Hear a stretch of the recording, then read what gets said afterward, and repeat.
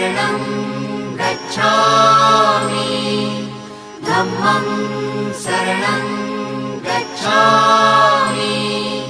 संघं शरणं गच्छामि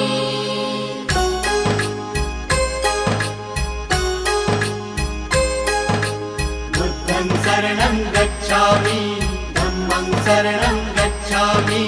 संघं शरणं गच्छामि त्याग मूर्ति तू शांत चित्त तू योग रूप संसारी